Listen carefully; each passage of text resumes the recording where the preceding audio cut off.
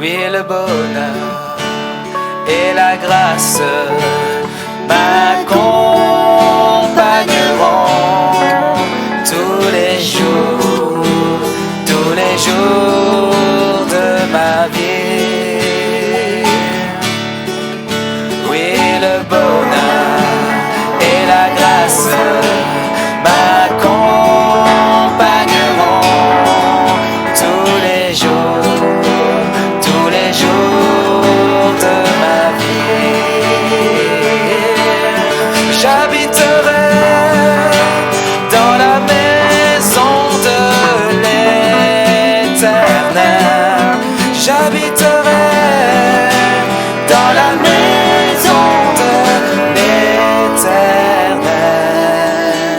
Oui, le bonheur et la grâce m'accompagneront tous les jours de ma vie. Il me conduit près des sources calmes, je me repose dans son amour.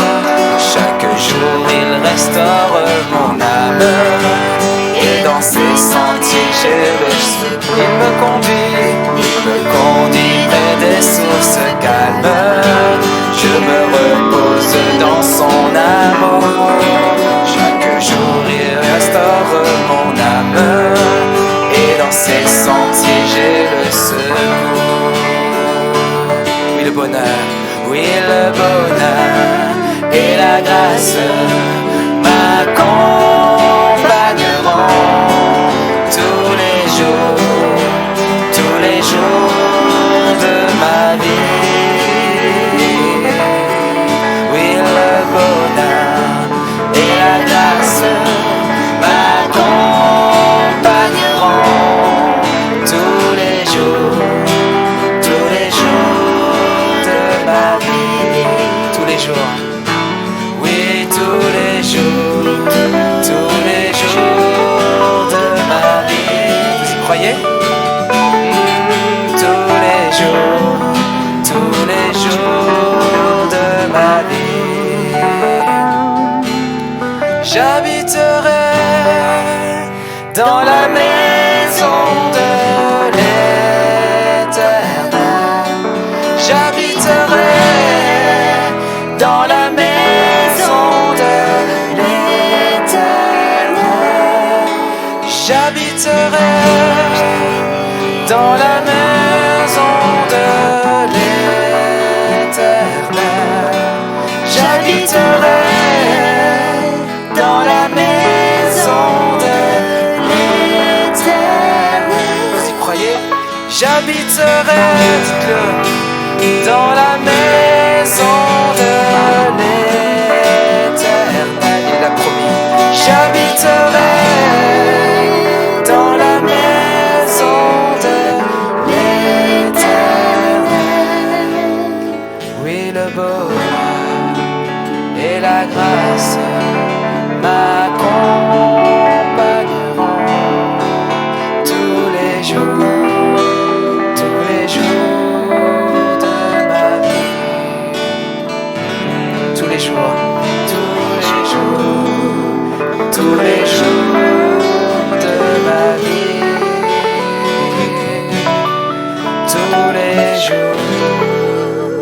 Tous les jours de ma vie.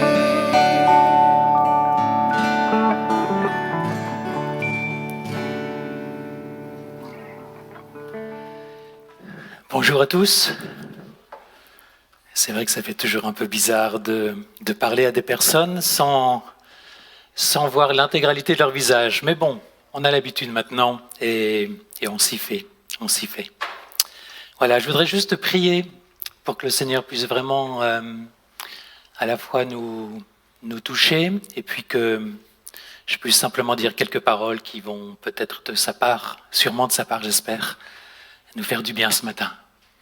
Seigneur, merci pour ta parole, merci pour ce qu'elle nous enseigne, merci pour ce que nous allons pouvoir lire de ta parole et merci pour ton esprit aussi qui illumine dans nos cœurs la vérité, la vie qui se trouve en Jésus. Amen. Amen. Ça fait une bonne semaine que je suis en train de lire un livre qui s'appelle « Être membre d'une église ». Et c'est un livre, je dirais, assez décapant, assez fort dans ce qu'il dit. Et je pense que ce livre pourra nous être utile dans les semaines ou dans les mois à venir, ici même dans notre église baptiste, parce qu'il y a vraiment des principes qui sont très, très, très intéressants.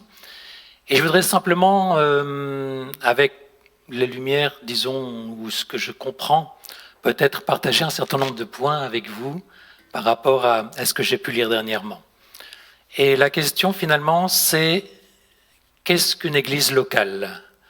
Donc, quand il est question d'église locale, on ne parle pas du tout de l'église majuscule, avec un E majuscule, qui engloberait l'ensemble des chrétiens, l'ensemble des frères et sœurs. Mais on parle de la réalité bien pratique, bien locale, donc d'une église, que ce soit à Saint-Malo, que ce soit à Rennes, que ce soit partout ailleurs en France ou dans le monde d'ailleurs. Ce sont les principes qui, tirés de la parole de Dieu et puis des actes des apôtres en particulier, peuvent nous inspirer pour comprendre comment vivre ensemble en tant que frères et sœurs et quels sont nos objectifs, quels sont les moyens qu'on se donne, et tout un tas donc de détails bien pratiques. Et donc je vais essayer d'être assez pratique ce matin. Et encore une fois, ce que je voudrais dire, peut-être ça va dépeindre une église parfaite, une église locale qui est totalement dans la pensée du Seigneur. Mais nous, je dirais en tant qu'église ici à Saint-Malo, on a bien entendu des progrès, du chemin à faire. Et puis, comme l'église est constituée de membres, chacun pour notre part, nous avons aussi des progrès à faire à ce niveau-là. Alors, on va commencer, et donc je vais vous indiquer, je vais vous proposer un certain nombre de points qui me semblent intéressants. On peut avoir déjà, de manière générale, une conception plutôt défensive de ce qu'est une église locale. Donc à partir de maintenant, je vais dire une église. On est d'accord, hein ? Une église située localement. Donc une église peut avoir une conception défensive par rapport à son but, par rapport à ses missions, ou elle peut avoir une mission beaucoup plus offensive. Si on a une conception défensive, on va considérer qu'une église, c'est un peu comme un hôpital, ça peut être comme une infirmerie, ça peut être même un centre de thalasso où on se fait du bien. Et puis, inversement, si on a une conception plus offensive, qui va davantage de l'avant, on va dire que c'est un centre de formation, un centre d'entraînement. On va dire, et ça c'est tout à fait biblique, que c'est une ambassade du royaume de Dieu sur une terre étrangère. On va dire que c'est une armée de soldats qui veulent se battre pour la cause et pour le nom de Jésus. Et puis, bien entendu, il y a d'autres conceptions, mais ce que je voudrais dire, c'est qu'à certains moments, une église va pouvoir effectivement avoir certains de ces aspects. Et même dans le temps, va vivre de manière plus défensive parce que la situation l'exige, ou bien de manière plus offensive parce que les possibilités sont présentes et le permettent. Voilà donc quelques images. Ce sont juste des images, il faudrait bien sûr les développer, mais juste pour situer un petit peu cette idée d'église défensive ou d'église offensive. On pourrait dire aussi que c'est un très très grand bâtiment, avec, j'aime bien les écoles forcément, mais une école maternelle, une école primaire, un collège, un lycée, voire même une université. L'école maternelle serait là pour ceux qui viennent de goûter au salut et qui ont besoin de faire les premiers pas. L'école primaire servirait à poser, à donner les bases de ce qu'est finalement une vie de disciple. Je dirais que dans l'étape suivante, donc vous voyez bien qu'on est d'étape en étape, au fur et à mesure que le temps passe, au fur et à mesure, bien entendu, que l'on mûrit, que l'on grandit. Au niveau du collège, on apprendrait à marcher selon l'esprit. Les premiers rudiments, avec forcément des erreurs, on remporterait les premières victoires sur notre moi, vous savez, la chair dont parle l'apôtre Paul, l'égocentrisme. On essaierait de quitter un petit peu toujours cette demande incessante de soins, d'aide, d'être cocooné en quelque sorte, et on apprendrait à devenir plus dépendant de Dieu. Et puis viendraient les années lycée ou grandes écoles, universités, où le fruit de l'esprit se manifesterait beaucoup plus. Et vraiment, on manifesterait par exemple ce fruit de l'esprit qui est la maîtrise de soi, avec toutes les qualités que cela implique. Donc vous voyez, pour l'instant, je vous parle surtout en termes d'images, mais je crois que ces images sont suffisamment parlantes pour nous renvoyer en tout cas à des conceptions qui peuvent s'approcher de ce que la parole de Dieu nous indique.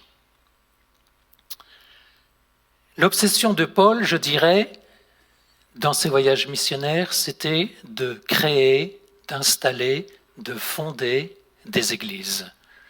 Vous le savez bien, il suffit de lire ses épîtres, que ce soit à Rome, à Corinthe, à Éphèse, enfin il suffirait de lire toutes ces lettres et les destinataires pour se rendre compte que Paul attachait un soin essentiel à la vie de ces églises. Et il va leur donner des conseils, il va les mettre en garde, il va les encourager. De temps en temps, il va les reprendre parce que les choses ne vont pas comme elles devraient. Mais en tout cas, on voit que Paul a un soin extrême par rapport à tout ce qu'on peut appeler une église locale. Je vous ai dit tout à l'heure, il y a quelques instants, ce que peut être une église locale. Peut-être on peut inverser la proposition en disant ce qu'elle ne doit pas être. Elle n'est pas un club, elle n'est pas une organisation bénévole, elle n'est pas un groupe amical de personnes qui partagent les mêmes intérêts, elle n'est pas un prestataire de service où le client est roi et où finalement on viendrait en tant que consommateur. Et une autre image, l'église locale n'est pas un restaurant où je viens goûter un bon menu. Et quand le menu ne me plaît plus, pour différentes raisons, parce que le cuisinier n'est pas bon peut-être, eh bien je change. Je change de restaurant, je change de menu, donc je change évidemment d'église. Donc voilà ce que l'église n'est pas. Je repensais à une parole, peut-être vous avez connu pour les plus anciens le président John Kennedy, qui était un grand président qui est mort, vous le savez, assassiné à Dallas. Et donc, il avait l'habitude de dire une phrase que je trouve intéressante. Et voilà ce qu'il disait. Il disait, et peut-être vous la connaissez, je ne suis pas le premier à vous la citer, il disait « Ne vous demandez pas tout le temps ce que l'État, ce que la nation peut faire pour vous. Demandez-vous plutôt ce que vous pouvez faire pour la nation. » Et je pense qu'il était dans le vrai, parce qu'en faisant cela, il responsabilisait, il motivait, il rendait participants les citoyens de son pays, les États-Unis. Et je pense qu'on pourrait transférer cette phrase qu'il a dite pour notre représentation de ce qu'est une église locale, encore une fois. Bien sûr qu'une église peut nous apporter tout un tas de bienfaits, peut nous remettre sur pied, peut nous faire grandir. Mais l'important, je pense, la mentalité, c'est de se dire « Qu'est-ce que moi je peux faire pour l'Église dans laquelle le Seigneur m'a placé ?» davantage que « Qu'est-ce que l'Église dans laquelle je suis peut faire pour moi ?» Et lorsqu'on a cette mentalité, je pense qu'on voit désormais les choses différemment. Parce que la critique disparaît et inversement parce que l'idée d'entreprise, de participation, se trouve forcément beaucoup plus mise en avant et développée. Je vais vous proposer 4 phrases qui toutes vont commencer par « je ». Pourquoi je dis « je » ? Parce que le « je » va représenter un petit peu le « moi ». Avec mon désir d'être satisfait, avec mon désir d'être béni, avec mon désir que mes besoins soient finalement tous accomplis, assouvis, et que finalement, eh bien, je retire du profit, je retire des bienfaits de l'Église locale. Donc, qu'est-ce qu'une mentalité qui dirait ainsi « je » par rapport à l'Église? Eh bien, elle dirait « je peux fréquenter une Église sans m'y impliquer ». Elle dirait « je peux prendre l'habitude de manquer le culte du dimanche quand je n'ai pas vraiment envie de venir ». Elle dirait « je peux prendre des décisions majeures dans ma vie, déménager, changer de travail, trouver un conjoint, sans en parler, sans en faire part, sans demander leur avis aux frères et sœurs de l'Église dans laquelle je me trouve. » Elle pourrait dire « je peux changer d'église dès que je ne suis plus satisfait du programme qu'elle me propose ». Et en fait, tous ces je vous en ai mis 4, mais je suis sûr que vous pourriez en mettre bien d'autres. Vous pourriez en trouver, nous pourrions en trouver bien d'autres. Tout cela nous montre que ces jeux, dans lesquels le jeu justement est en priorité, tout cela nous montre qu'il y a un problème au niveau de l'autorité qui n'a pas été compris. Quel décalage entre ces jeux, qui sont fictifs bien entendu, et qui parlent de l'autorité dans laquelle finalement je suis l'autorité. C'est moi qui décide, c'est moi qui contrôle. Quel décalage par rapport à ce qu'on peut voir dans les Actes des Apôtres par exemple.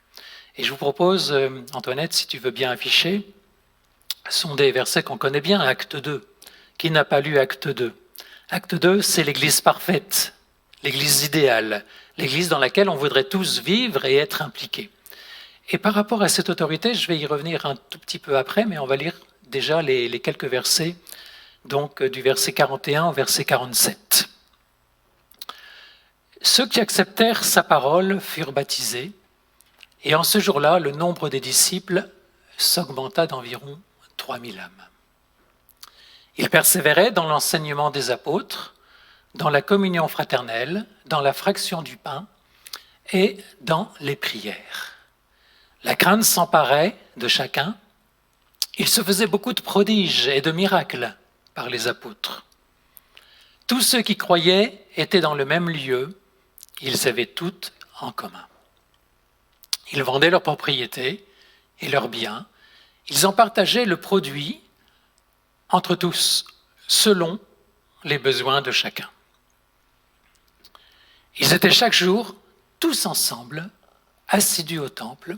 Ils rompaient le pain dans les maisons et ils prenaient leur nourriture avec joie et simplicité de cœur, louant Dieu et trouvant grâce auprès de tout le peuple. Et le Seigneur ajoutait chaque jour à l'Église ceux qui étaient sauvés. On est tous familiers de ces versets. Et on se dit, mais pourquoi cette Église, dans Acte 2, n'existe plus? Ou, je vais modérer un petit peu mes paroles, existe de moins en moins, ou existe, mais vraiment peut-être dans certains endroits de la terre, mais on n'est plus habitué à ce genre d'église. Et on peut en rêver, bien sûr, une église communautaire, une église engagée, une église qui allait de l'avant, une église qui était offensive, une église aussi qui savait prendre soin, bien entendu, des uns et des autres, une église qui se souciait de l'état spirituel de chacun. Et je pense qu'on aspire tous à ce genre d'église. Souvent, je pense que nous avons un problème d'autorité. C'est-à-dire que nous avons du mal à donner l'autorité entière à Jésus. Et si c'était le cas, je pense qu'une bonne partie de toutes les questions qu'on est en train de se poser disparaîtraient automatiquement. Vous savez qu'on est citoyen d'un pays. En l'occurrence, on est citoyen français. Beaucoup de personnes se plaignent, peut-être à juste titre, que finalement la citoyenneté française, alors que c'était le cas avant, s'obtient de manière trop facile, sans exigence. un petit peu comme si on parlait uniquement des droits, mais jamais des devoirs. Et c'est vrai qu'on est redevable par rapport aux autorités qui nous gouvernent. Et la parole de Dieu, vous le savez bien, nous exhorte aussi à respecter, à obéir à ces autorités. L'actualité nous montre que malheureusement, cette autorité de l'État n'est plus reconnue, n'est plus acceptée. Pourquoi ? Parce que probablement, rappelez-vous des je que je vous citais tout à l'heure, eh bien de plus en plus, l'homme de notre époque, le citoyen ordinaire, veut s'affranchir des lois, des règlements, des codes. Et le problème, vous le savez aussi, qui a provoqué la chute d'Adam, d'Ève, c'est aussi une question d'autorité. Ça veut dire quelle autorité va être celle que je vais écouter, celle que je vais vouloir pratiquer tout simplement. Quelle importance pour quelle autorité dans ma vie? Et on voit vraiment ce déficit, pas seulement en France, mais je dirais dans notre société, à l'échelle du monde entier, par rapport à ce refus de l'autorité. Dans nos églises, on court exactement le même risque. Le fait d'être engagé pour le Seigneur, de dire « je suis chrétien », ne nous dispense pas non plus de vérifier est-ce que mon autorité est celle de Jésus sur ma vie. Et puis, bien entendu, des personnes auxquelles il a délégué cette autorité, en particulier des pasteurs, des responsables du troupeau. Et je pense que chaque fois que l'on voudra s'affranchir de cette autorité, on sera en grand danger. On va lire dans Éphésiens 5, au verset 20 et 21, ce qui nous est dit. « Rendez continuellement grâce pour toutes choses à Dieu le Père, au nom de notre Seigneur Jésus-Christ, vous soumettant les uns aux autres dans la crainte de Christ. » C'est difficile de se soumettre, parce qu'on peut contester la personne qui veut éventuellement nous indiquer un chemin, une voie. On peut ne pas l'apprécier, et on peut simplement la refuser. Et je n'ai pas forcément le temps ce matin de parler largement de ce que représente l'autorité, mais je vous encourage vraiment à rechercher dans la parole de Dieu cette nécessité d'accepter l'autorité de Dieu, bien entendu, mais l'autorité des hommes que Dieu a placés aussi pour guider, pour conseiller, pour éclairer les frères et sœurs. En sachant que, bien entendu, personne n'est infaillible et que toute autorité a besoin également d'être elle-même soumise à une autre autorité. Mais je pense que si on dit simplement que l'important n'est pas de rechercher ma volonté, mes désirs, mon autorité propre, je pense qu'on va déjà pouvoir mettre en place une réflexion qui sera salutaire. Et je vous invite aussi à lire dans la parole de Dieu tous les exemples où l'autorité de serviteur de Dieu a été remise en cause. Je pense à Moïse, par exemple, en particulier. Et comment Dieu, l'Éternel Dieu, a frappé de manière sévère, de manière même terrible, ceux qui remettaient en cause l'autorité. Moïse était un homme patient, un homme bon, mais Moïse n'était pas un homme parfait. Et l'autorité de Moïse, à différents moments, a pu être mal exercée. Mais Dieu demandait néanmoins que cette autorité soit respectée. Je voudrais terminer en disant également, on va laisser pour un moment donc cette question d'autorité, revenir un petit peu sur cette idée d'ambassade. On va lire, si vous voulez, encore 2 Corinthiens 5, 20, qui nous dit que nous sommes ambassadeurs. Nous faisons donc les fonctions d'ambassadeurs pour Christ, comme si Dieu exhortait par nous. Nous vous en supplions, au nom de Christ, soyez réconciliés avec Dieu. Est-ce que vous savez ce que c'est qu'un ambassadeur? C'est quelqu'un justement qui a reçu une autorité. Et l'ambassadeur va avoir la mission de représenter son pays dans un autre pays qui n'a pas, bien entendu, les mêmes lois, les mêmes coutumes, les mêmes règlements, le même style de vie.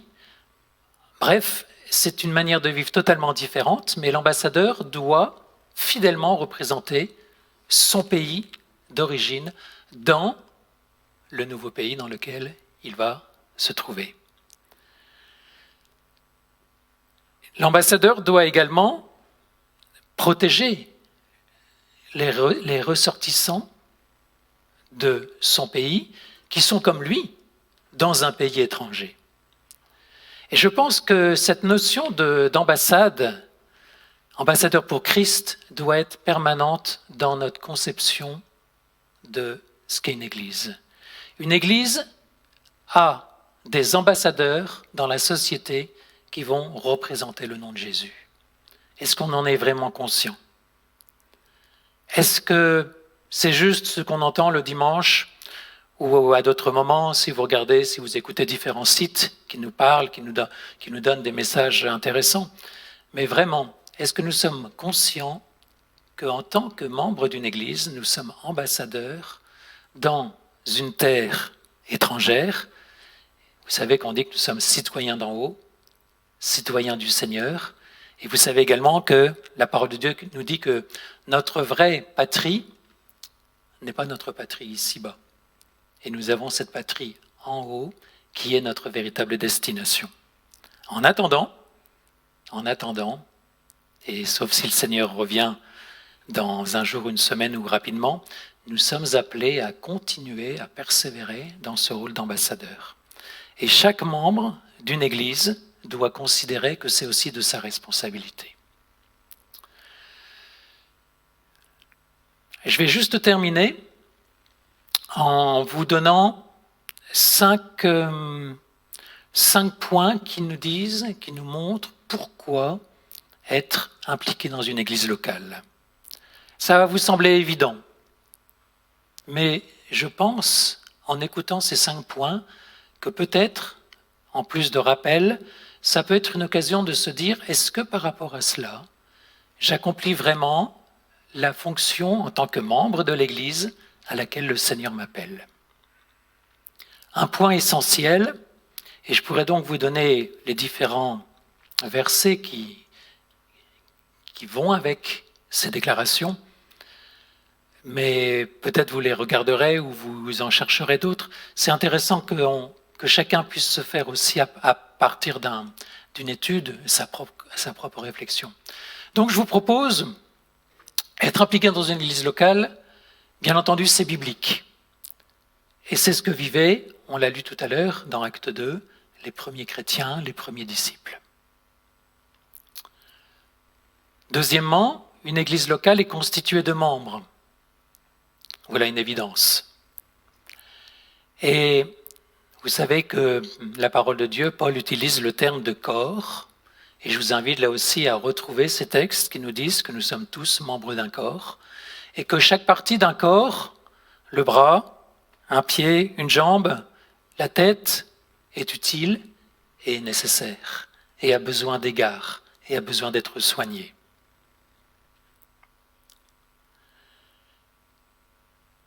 Tout à l'heure, je parlais d'ambassadeurs, et je disais que nous avons apporté un témoignage. Et effectivement, une troisième proclamation, si on veut, d'une église pourrait être de dire « c'est le meilleur témoignage, la vie d'une église locale, que l'on puisse apporter à un monde qui vit sans Dieu ». Les gens autour de nous sont étonnés par la présence d'églises. Souvent, ont des mauvaises conceptions. Mais souvent également, lorsqu'ils commencent à découvrir, à connaître, à faire connaissance avec une église locale, découvrent un monde nouveau, un monde dont ils n'avaient pas idée. Et rappelez-vous peut-être du premier moment lorsque vous avez rencontré le Seigneur et que vous avez découvert ou que vous avez appris à découvrir une église locale. Évidemment, tout est beau, tout est parfait, et au fur et à mesure que l'on vit à l'intérieur d'une église, on se rend compte effectivement que comme toute organisation, comme tout organisme, il y a la réalité des choses qui peut éventuellement nous décevoir.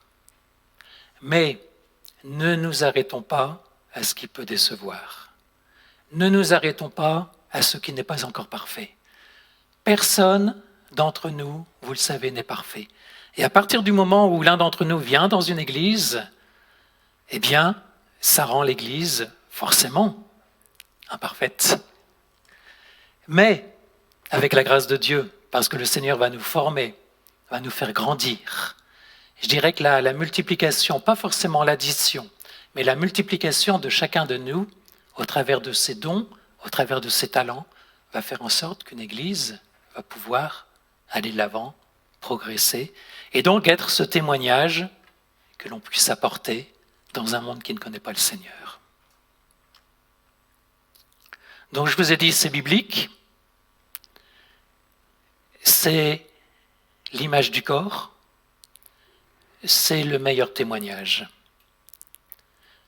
Quatrièmement, c'est pour chacun de nous la possibilité de grandir, d'apprendre, de mûrir, de développer des talents et des dons. Un mot d'ordre pour cela, ou deux plutôt, patience et persévérance. Parce que ça ne se fait pas en claquant des doigts, mais il faut être à l'école du Seigneur. Et vous le savez bien, être à l'école, ça représente un certain nombre d'années, depuis la maternelle jusqu'à l'université. Pour certains, plus d'une vingtaine d'années. Et donc les choses ne se font jamais d'un seul coup. Et il nous faut cette patience, cette persévérance. Mais nous pouvons grandir, nous pouvons mûrir, nous pouvons nous développer. Et je dirais toute notre personnalité d'ailleurs, au fur et à mesure, peut être enrichie de notre présence, de notre implication dans une église locale. Et puis le dernier point, il y en a bien d'autres, mais c'est la possibilité d'aider et encourager les frères et les sœurs, de les servir. Et là aussi, ça n'est pas toujours facile. Et là aussi, il nous faudra de la patience et de la persévérance. Mais c'est à cela que nous appelle la parole de Dieu. Voilà, je ne prétends pas du tout avoir clos le chapitre, en quelque sorte, et avoir tout dit. Il y a tant et tant de choses que l'on pourrait dire.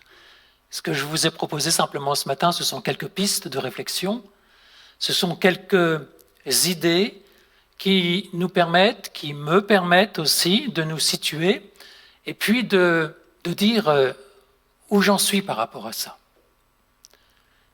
Il y a à la fois le tableau idéal et puis il y a la situation actuelle.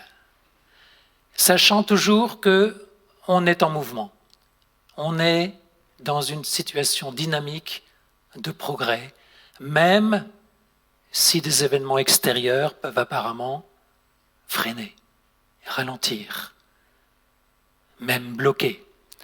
Et donc vous connaissez bien l'actualité, inutile de s'y référer en long et en large, mais des situations comme celles que nous vivons sont peut-être des coups d'arrêt par rapport à notre compréhension et à notre volonté de vivre une véritable vie d'Église. Et je voudrais vraiment vous encourager à ne pas, on le dit souvent, ça devient un peu comme un leitmotiv, mais à ne pas regarder aux situations extérieures, à ne pas regarder à ce que vous ressentez peut-être et qui veut prendre trop de place à l'intérieur de vous, mais d'avancer avec foi en vous disant que quelles que soient les situations, quelles que soient les contraintes, quelles que soient les difficultés, le Seigneur veut que nous soyons impliqués, engagés dans l'Église dans laquelle il nous a placés. Vous êtes d'accord avec ça? Et dans ce que je dis, bien entendu, il y a aucune condamnation, il n'y a aucun jugement pour qui que ce soit, je vous le dis vraiment très honnêtement, mais beaucoup plus un encouragement pour aller de l'avant, pour s'encourager, frères et sœurs, pour prendre des nouvelles les uns les autres, même si tout est forcément plus compliqué. Sachant aussi que la situation actuelle n'est pas destinée, on l'espère, à durer pendant des années, des années, des années. Mais vraiment, je voudrais vous encourager ce matin à reconsidérer, à